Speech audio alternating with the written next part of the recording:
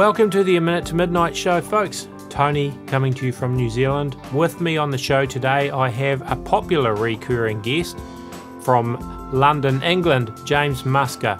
It's great to be talking to you again, James. Well, thank you very much for having me back on the show. It's a pleasure to be here. So, yeah, I'm a bit appalled about what's going on. Yeah, absolutely. And I don't think we haven't had a show since this coronavirus together, have we? I think this is the first one. That's right. The last one was in March about climate change, just before the sort of coronavirus issue broke. And between then and now, we've kind of gone into a sort of wartime footing. And our whole sort of common enemy is now the virus and not a foreign power. And the COVID-19 pandemic has created a wartime atmosphere in which anything seems to be possible. Totally. And staring down the barrel of 1930s style Great Depression. Yes, that's right. The economic fallout is looking absolutely fearful. It defies calculation. And the old economy, it didn't take long to disappear. It just basically evaporated almost in about 2 weeks. So it's pathetic, really, to see that happen. And lots of jobs. Yeah, the thing is that the bankers, the banksters, those that control it, can now palm off the blame onto the coronavirus so that they won't be held responsible, I guess, for the economic crash because, you know, this black swan event took the economy down, not the bad policies and deliberate stuff they've put into place all these years. But the majority of the public won't see that. Yes, well, it's the shareholders of the Federal Reserve. They are the people who hold all the money and the power, and their identity is a closely kept secret. No one knows who those Federal Reserve shareholders are. And I would believe that the whole virus situation that we're going into is completely premeditated. It's been made to happen on purpose, and to even think maybe for a few seconds that it's an accident, I think is very much incorrect. And it doesn't show much understanding of the power of the hidden government, the cryptocracy that I'm always going on about. And it also shows little understanding about the true history of the last 100 years. Not the made up, completely fabricated kindergarten version of history that they sell us, but what really has happened.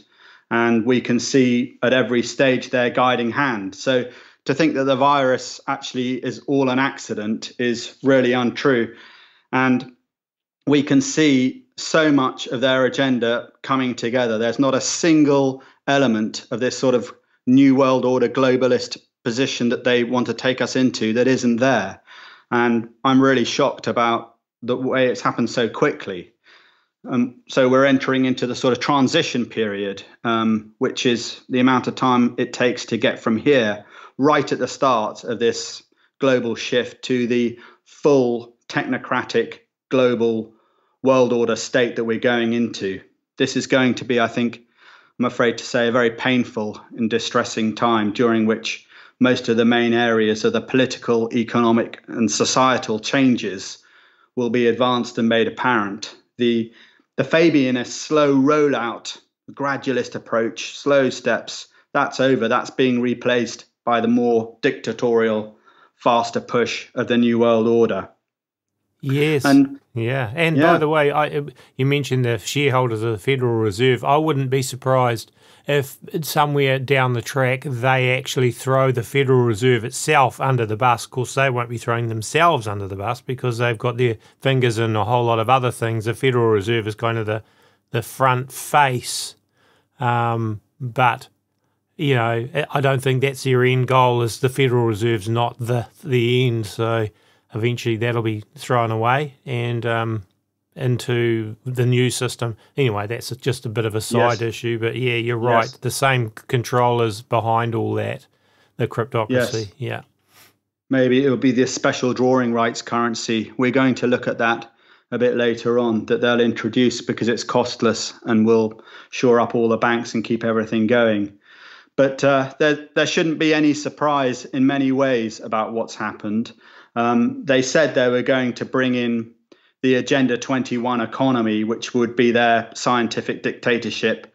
And they said they wanted a cashless, borderless, controlled drone set of half robotic workers, humans who would work for them. And they also said that they were going to depopulate the earth. Maybe not right now, but into the future. All of these things are already coming together now. And in the writings of Agenda 21, we can see all of their plans. It doesn't matter that it had no legal force, Agenda 21. It came from the Cryptocracy, and that's enough.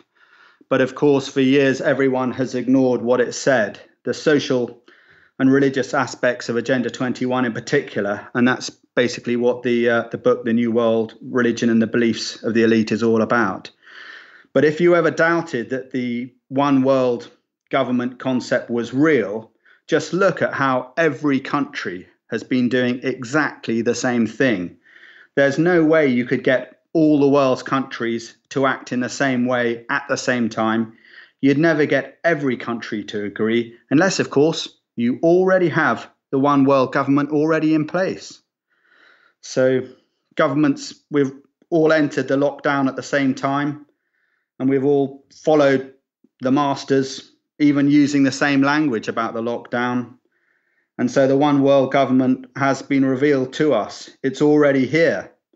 The idea about the liberal globalism and borderless trade and the rising tide of wealth for everyone, the middle class is rising up, everyone gaining, that was never really what was their plan. It was never really what globalism was about. It's about taking us into their surveillance, digital economy, the technocratic, transhumanist world of the post-capitalist society, which is a sworn enemy of capitalism. All of this eventually leading to their grayed out microchip man, eventually to the one world religion.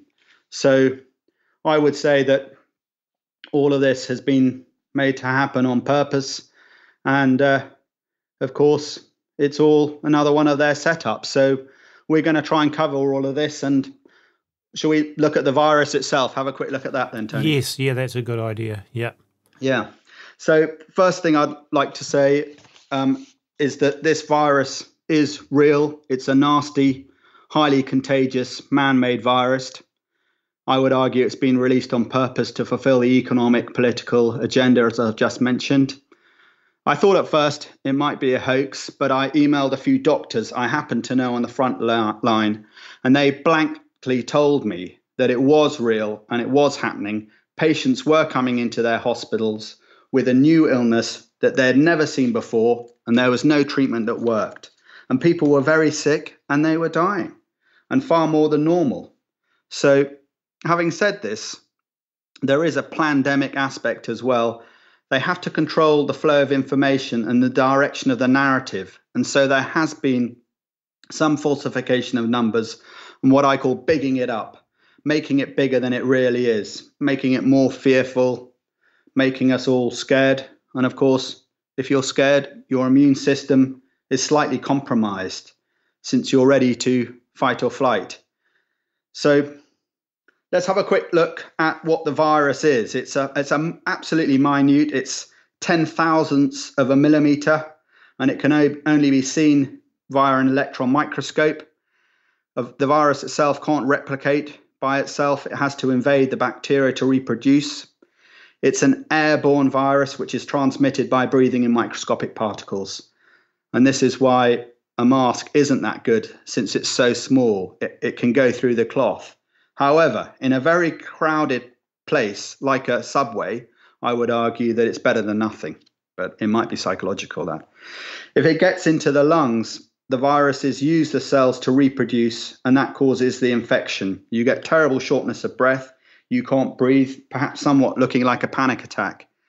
A friend of mine, she went in and they said, "Oh, you're just having a panic attack," but it was the virus. How she fared with that? Well, she was bedridden for a week, couldn't move at all, one way or another. And after that, though, she was absolutely fine, recovered.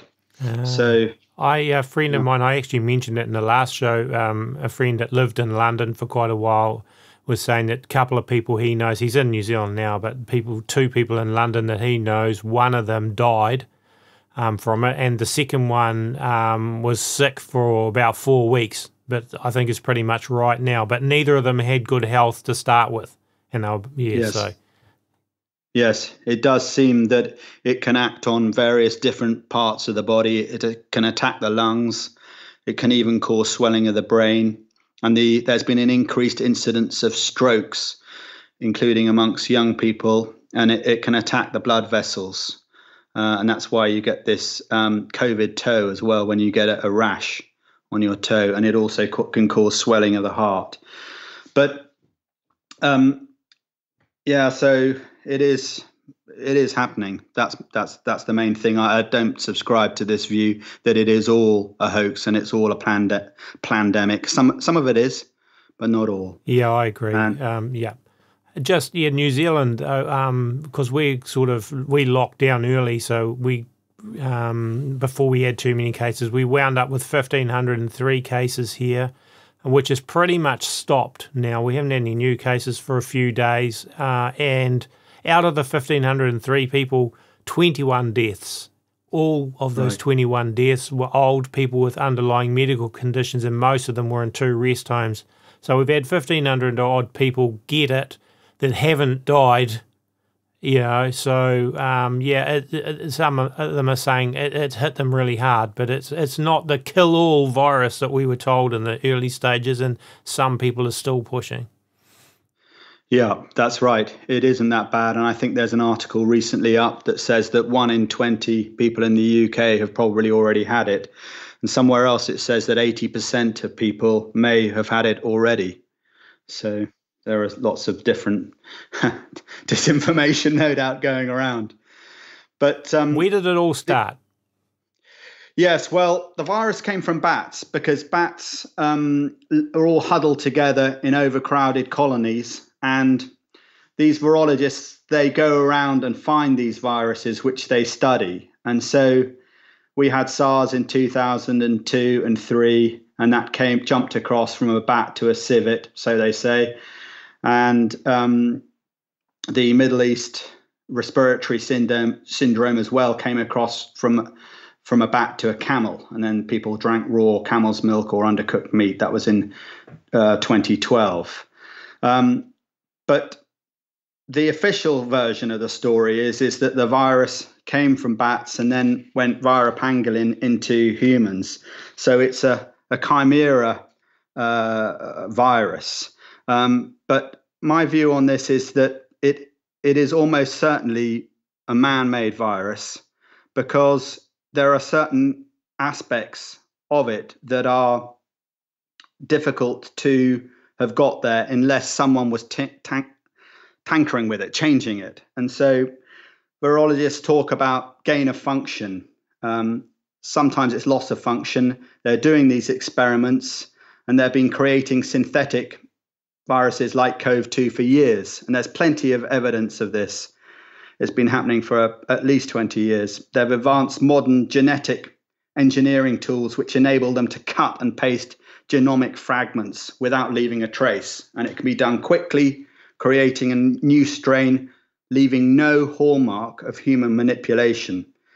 So basically, I believe that this virus was made in a lab, the Wuhan Institute of Virology, or it came from elsewhere and then escaped from there, because there is within it a sequence that is missing from the natural viruses that are present in other coronaviruses. And it is possible that you can get small mutations and small insertions, but you can't get massive insertions. And the COVID-19 has a huge insertion at 12 nucleotides on the PRRA site. The spike proteins of the natural evolutionary strain do not infect humans at all, whereas the spike protein has been tampered with to make it bind with the ACE2 receptor. And that's what makes it contagious. So if you're debating this with virologists, please mention this PRRA site and ask them to explain the insertion of 12 new base pairs. He may claim that it's evolutionary procedures that have enabled it to get there, but if this were true, then this virus would have a close relative, but it doesn't. The virus has no close relative at all in the family tree, and even more so when you take into account the addition of the furin cleavage site, which is the reason why it's so contagious. But if it were natural, as they're saying, you have to come up with this convoluted idea of it going from a bat to a pangolin, and then there being this critical translation error where it swapped the receptor binding domain with that of the pangolin virus, and then it would have to go back and get caught by a human. So I believe that these virologists are lying to us. In their opinion, they would say there is no way that the virus was a scientific experiment gone wrong. So they think that it's 100% conspiracy theory, that they'd say it's natural. So I think the evidence is out there, and we're going to look a bit further at that. And the next thing to look at is whether it was released on purpose or by mistake. Well, I suppose it could have been by mistake, but then the history surrounding the actions China took has become so incoherent. It seems very difficult to even get the start date of the virus correct. There's been lots of disinformation. If it were natural, why all the disinformation? So it must have been released, therefore, on purpose. The earliest reported cases were November the 17th, according to this particular article here, in 2019 in Wuhan. In other articles, it reported that it was in December the 1st, and it happened at the Huanan seafood market in Hunan. Dr. Judy Mikovich has confirmed that no one sells bats at the seafood market, and no bats have been found there. But the media have hounded her since she spoke about the virus.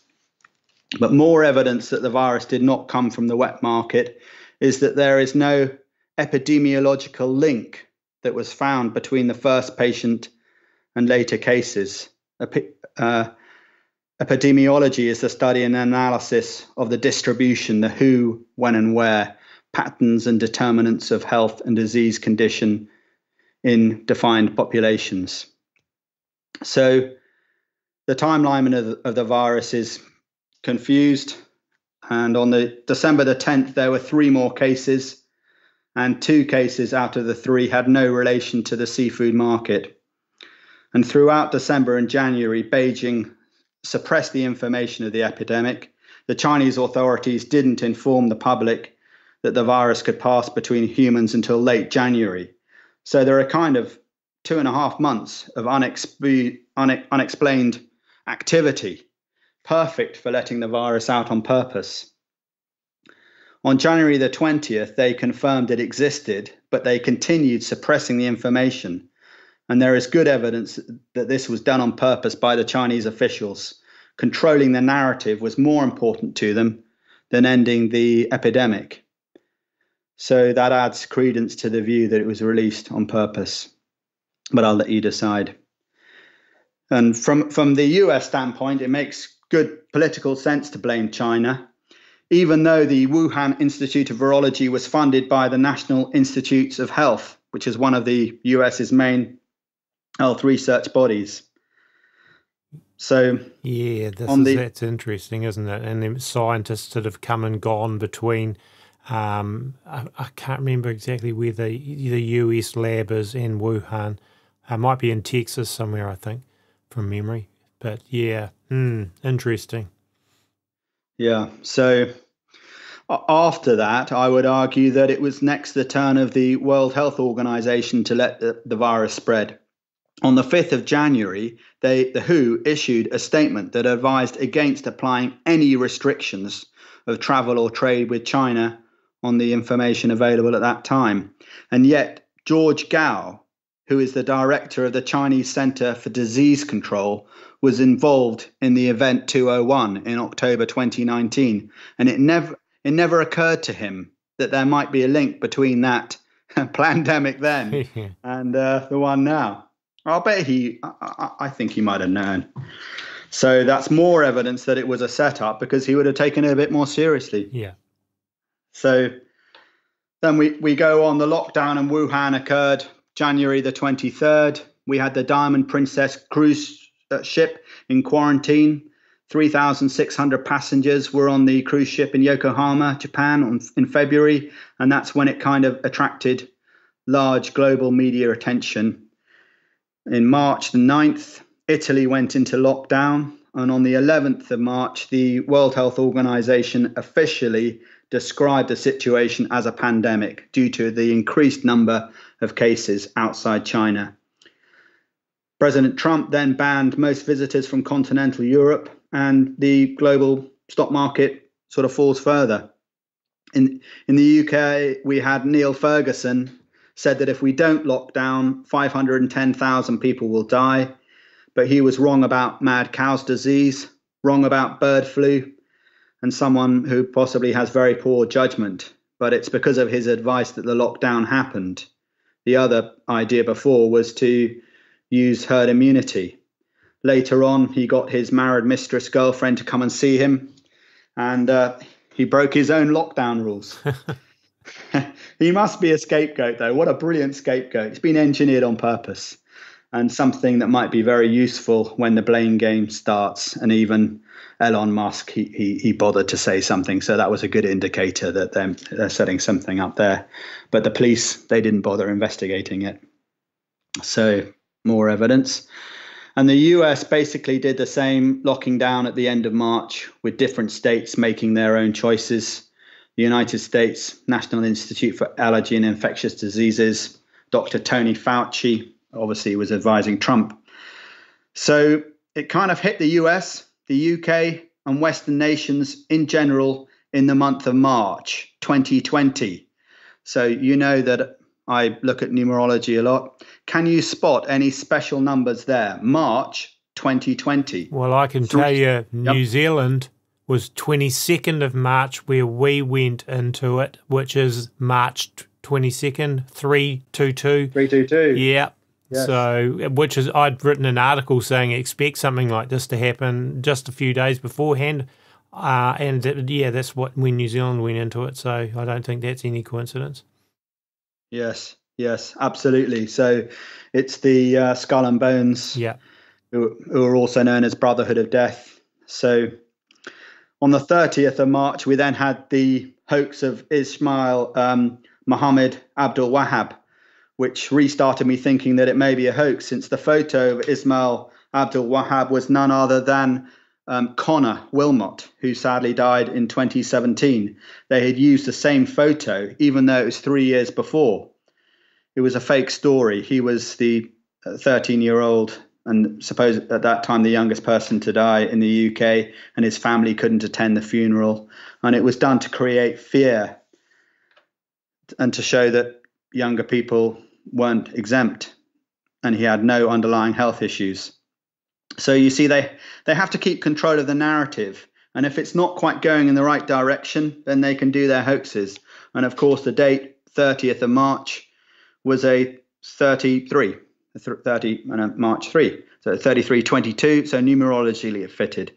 And it's to do with, we've looked at this before, it's to do with the Cryptocracy's weird satanic religious beliefs. Then on Sunday the 5th, we had the UK Prime Minister, Boris Johnson, was admitted into St Thomas's Hospital for the virus. And the next day he was moved into intensive care. He was there in total for 7 days, 3 days in intensive care. And when he emerged with the same weight, same voice, but looking a bit blotchier on Sunday, the 12th of April, which was Easter Sunday. So instead of Jesus, we have Boris coming out of the hospital on the Sunday. But where were he was on an open ward.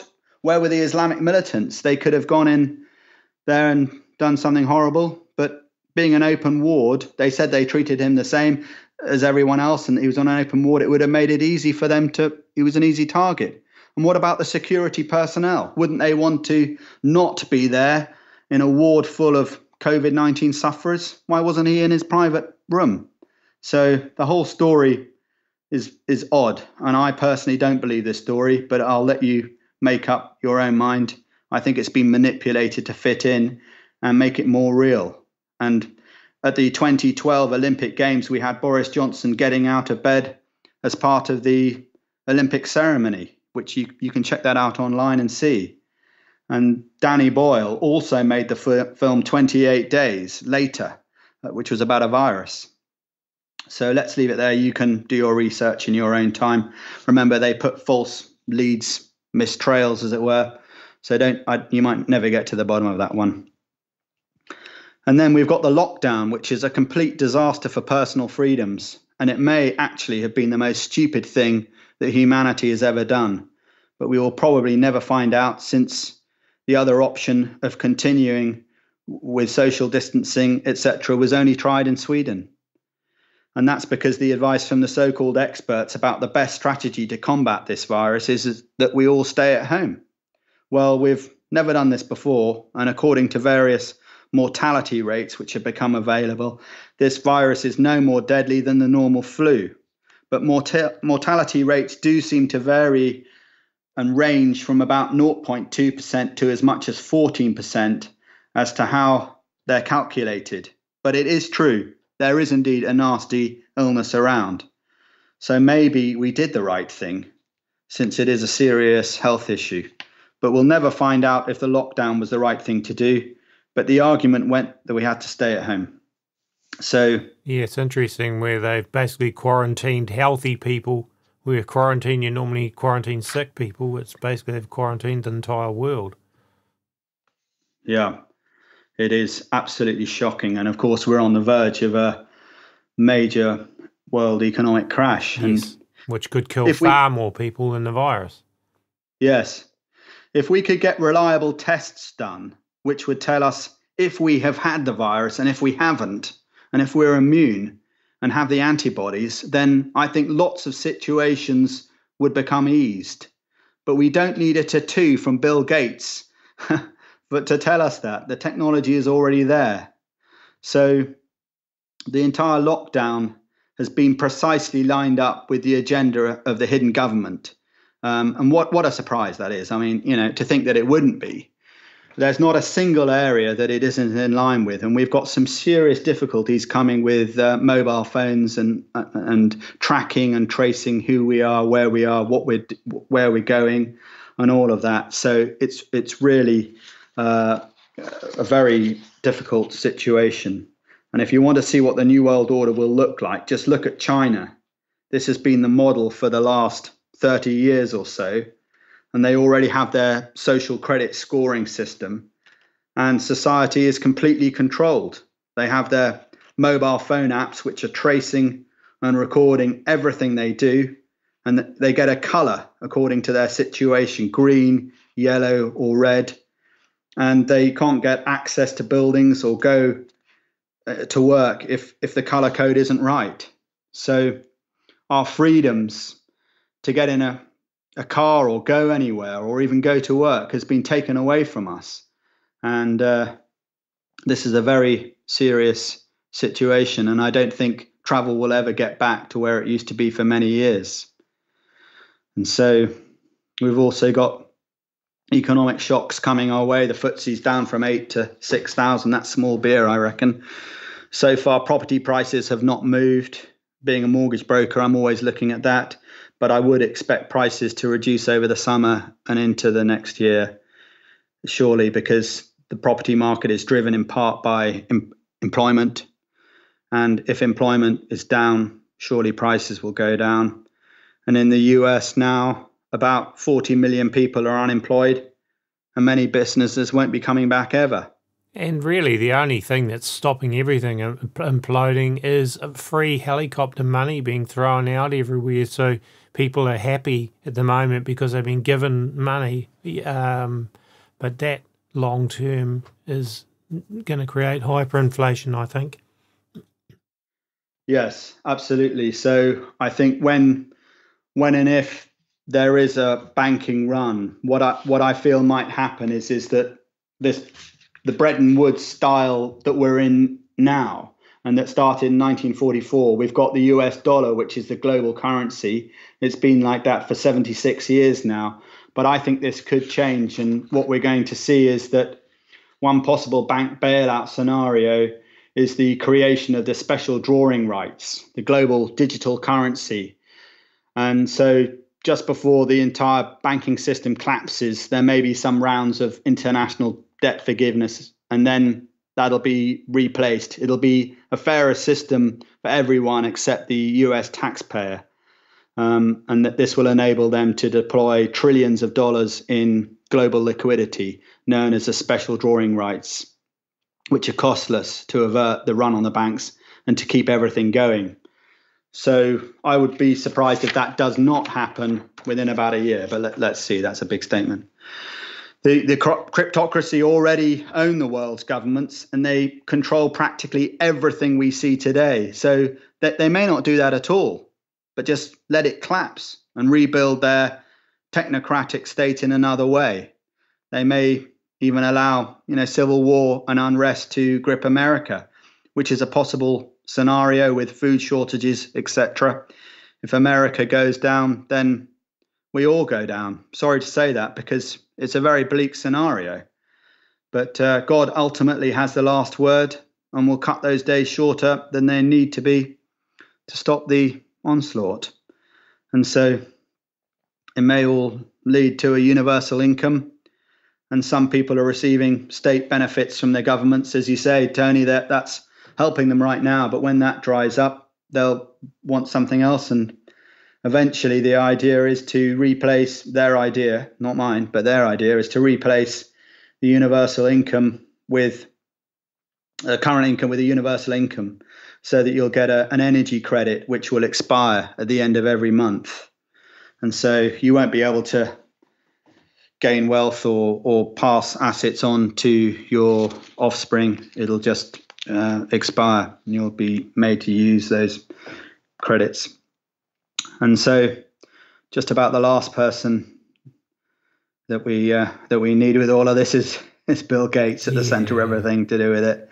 I mean, the fact that he's so exposed doing interviews on the TV, and that all his business connections are out there, known this medical group, Gavi, you name it, Moderna, he's working, doing things and being the front man, taking the orders. There are people above him. Of course there are. They nearly ruined Bill Gates with their antitrust lawsuit in 2001. And his footprints are all over the global medical apparatus. It's like the fox guarding the chicken coop, the one person who we don't want to be there, because we know he's a eugenicist, and his father was as well. And so it's interesting, isn't it? Microsoft gets hit with that suit or whatever in 2001, and then all of a sudden he reinvents himself as a philanthropist, as a control freak, up to 2001 with Microsoft, and then all of a sudden the Bill and Melinda Gates Foundation, and now instead of a control freak, he's a philanthropist giving away all his money, and everyone thinks he's wonderful. No, he's just shifted the way that he does the controlling. Still the control freak. Yes, well, he's working for the hidden government, the people above him. They've enabled him to make all this money. That's why he's got all this smirk on his face, because he knows something that we don't. And so he's very keen not only to give us the vaccine, but at the same time to give us this, what could be the mark of the beast or the tattoo, so that they can surveil where we're going and keep track of who we're seeing, and use our mobile phones or use this special app to gain more and more control. That's what it really is all about, control. And I think that, they're going to actually disable society to such an extent that if you don't have the vaccine, you won't be able to go about your normal everyday business. And so this idea that the vaccine will be there to inject us with nano hydrogel, which Celeste Solum so brilliantly mentioned, that the injection would slowly enable this nanogel particle to grow within us and fuse with our body to such an extent that we would be almost becoming under some sort of control from the top is an interesting idea. But I don't believe that it is really the right idea, because they don't need to they could put something in the water supply, or they could put something in the food to get that nano hydrogel into us. So I don't believe it has to be intravenously injected to work. So why bother to go through all the effort of getting us to take the vaccine? So there we go. There's something there. So, yeah, we've got also Microsoft released a patent for the cryptocurrency, which is using body activity data. And the number for this patent was 666, the famous number in Revelation. Yeah. So the idea here is basically to microchip everyone. And so the cure to the virus is yet more surveillance. You would have thought that they'd had enough information of where we are already, what we're looking at, what we're doing, watching the TV, what work and jobs, everything they already know. And the reason why they want more data and more information is not only control, it's because they're technocrats and they're looking forward to bringing in their AI algorithm. And as a technocrat, you never can have too much data. They're always looking for more, because data is the lifeblood for calculating what people might do and what the future might be. And so gathering everyone's information is the ultimate control machine, to have all the data, and then they can crunch it through their algorithms any way they want. So they can almost know what you want before you do it. They can almost track you and trace you before you go. And there will be drones in the sky, robots in the streets, enforcing the lockdown orders that could come to your community at any time. Forget about borders and going from one place to another, crossing an international border. It could be just down the road, so they can move it wherever they want. So, boy, that's amazing you say that, because it reminds me, just digressing, of a dream I had years ago, which I have mentioned on the show before, where I saw basically what you're just saying. So it's like, I didn't understand it at the time, the dream really, but now it's starting to make sense. Totally, I'm going far out. That's exactly kind of what I saw. That was late 90s or very early 2000s I had that dream. But, going back to the surveillance thing, it's amazing how quickly people are jumping on board it and voluntarily downloading the app here in New Zealand, a contact tracing one. I think 240,000 people very quickly, voluntarily just downloaded the app, because, of course, we've had the major Apple and Google and all that combining for these things. And it's like people just don't get what's happening. Yes. It's terrifying. Please do not give your app, do not do that, because it's going to create so many problems, and it's just giving them power to do whatever they want. They're taking us into the new world order. We've been talking about it for the last, 20 years, and now it's actually happening. I expect people to be waking up, not just following orders, doing that. That's absolute madness. Yeah. So, without sounding like a crazy guy, that, please don't just stay away from it, because if you put your name in, it means they can come and do whatever they want to you. When are you going to wake up? When the policeman's at the door? Yeah. All right, we'll leave it there. And what about 5G? Where's that fit in? Well, 5G, I think that's a bit of a misnomer. I think it's a bit of a sideshow, really. I do think the radio waves may not be good for your health, but so is eating some processed food. I don't think it's strong enough to be causing the ill health that people claim. And this virus, it is quite serious. So I think the link is very tenuous and should be sort of thrown out, really, because it originally came from Rudolf Steiner, who was head of the Anthroposophical Society. He was basically an occultist. So I find it an interesting concept, and 5G is going to be the new communication system that they want, and there could be a link. but I don't believe that it's the reason why people are falling sick. No, it could influence.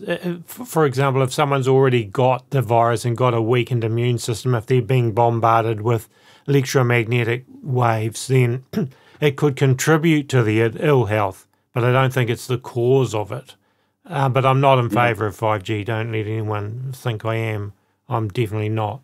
But I don't think 5G is what's caused all these thousands of people to die, because we haven't seen animals dropping dead in the same places. And virus, where virus is spreading in a community and you can watch that spread and people dying, then if it was just 5G, then you should see all other life forms being affected the same way, not just humans. So there's a lot of other things I could say. But don't get me wrong, folks, I'm not in favour of 5G at all. So I just want to make that clear. Yeah, that's a brilliant point you've made about the animals, Tony. Yes.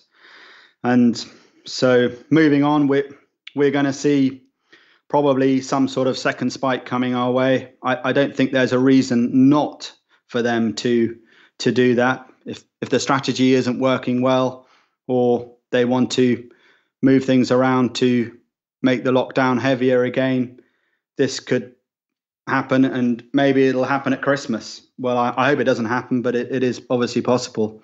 So I think we need to be prepared and ready.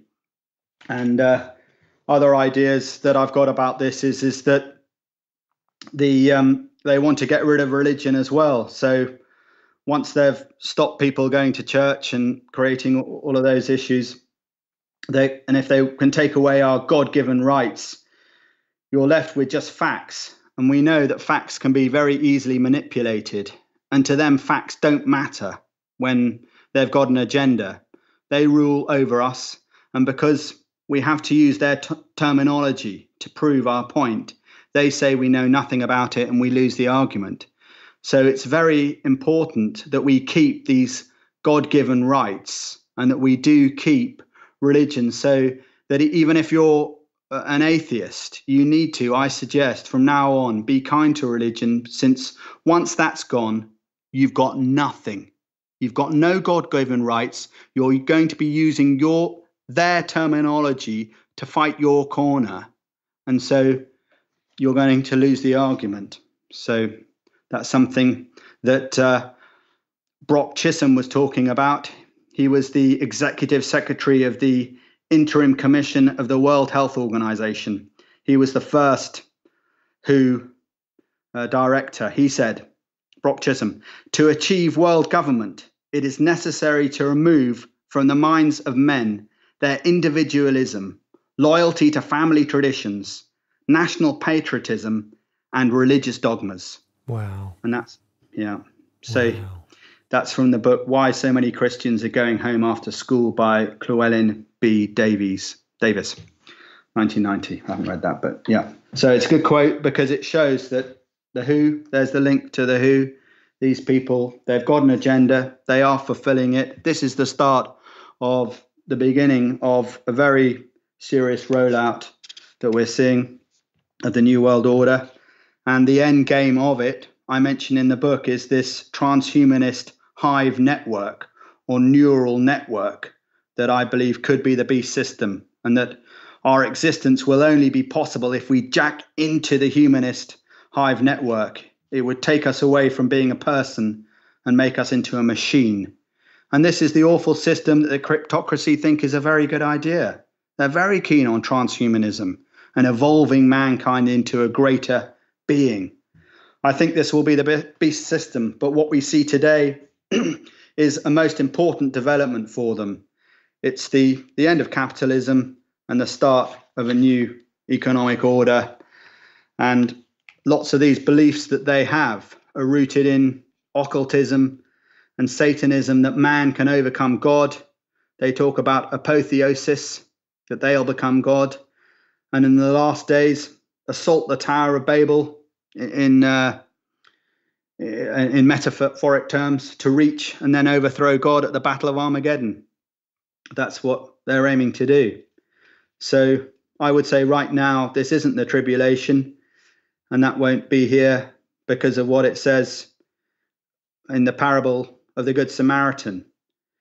I believe that'll be 2,000 years from Jesus, because in the parable of the Good Samaritan, he gives 2 denarii to the innkeeper. It says in Luke, he took out 2 denarii, gave them to the host, and said to him, "Take care of him.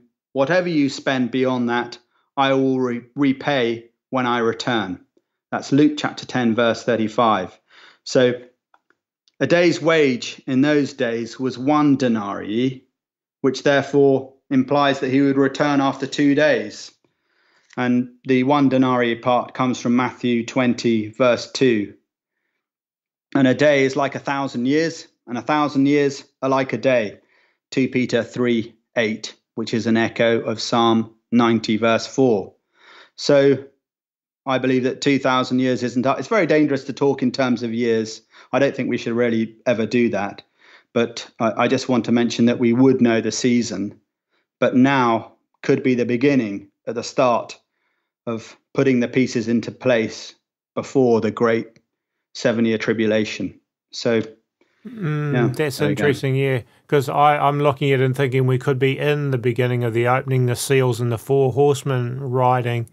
I'm not saying for sure, but how long that stretches out, even if we are, and I'm saying we could well be, that still doesn't mean it finishes in 3.5 years or 7 years, or depending on what people believe in the tribulation length. But it's certainly looking like, if you're right, and it was a 2 denarii in 1,000 years, that would take us to what, 33? Yes. But that's the wrong number anyway, isn't it? I've just thought about it. The 33, that's their cryptocracy number. So yeah. I think, I mean, we're basically in the short space of time that sometime between now and about then, the early 2030s. I'll be surprised if we get past the early 2030s, put it that way. Oh, wow. Right. I hope I'm wrong, but that's where I'm thinking. I'm thinking Jesus is coming back in probably the next few years, perhaps the next 10, 12 years. But I mean, not saying that I'm correct on that. That's what I'm looking at is, if I was going to put something on, an estimate, that would be my estimate. But then, of course, I'm not God, so I don't know. But anyway, yes, so Jesus coming back is our only hope, really, isn't it? Absolutely, our only hope. So what do we need do? As well as being spiritually prepared, we need to be physically and emotionally ready. Ideally, I believe that maybe it's not going to happen. We should arrest these billionaire depopulators and try them according to proper legal processes. If we can isolate the billionaires and introduce true democracy, we could possibly take back control. What's wrong with that? That's just divvying it up back to the governments to deal with, no hidden government at the top, and trying to sort it out ourselves. And I think there are a few things that we should be doing. We should not be using mobile phones, as I've mentioned. We could write to our MPs telling them that any vaccine must be safe.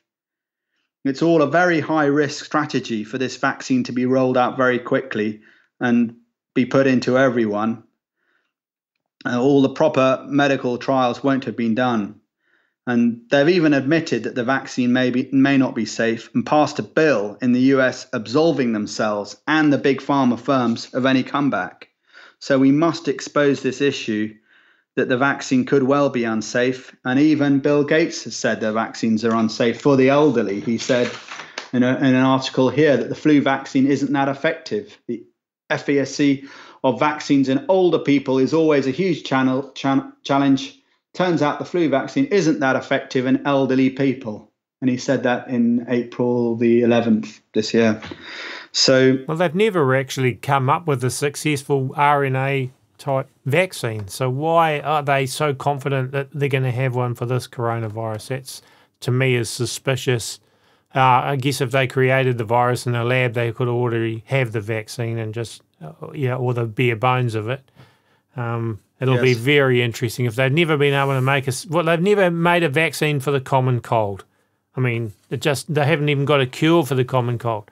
So if they are able to suddenly, quickly roll out a vaccine for this COVID-19, I think that's extremely suspicious. But anyway, that's my thoughts. Yes, I agree totally. It's got to surely be better to think more in terms of antiviral or boosting our immune system, and we can fight it ourselves. Exactly. There's very little talk about boosting our immune systems, and that should be, and getting people into good health to start with, because we've already seen that the healthiest people are not that badly affected. So why is that not the biggest push?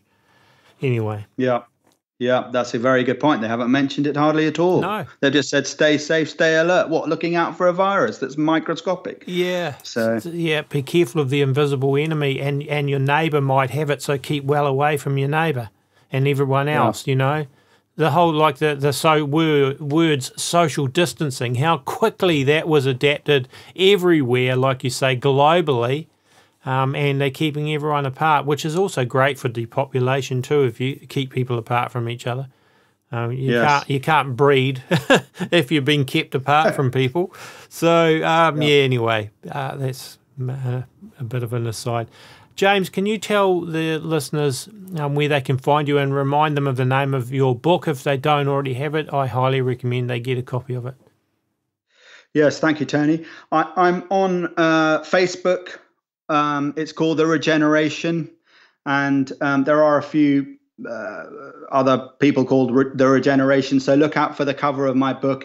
The book's called The New World Religion and the Beliefs of the Elite, and it's available on Amazon in Kindle and paperback format.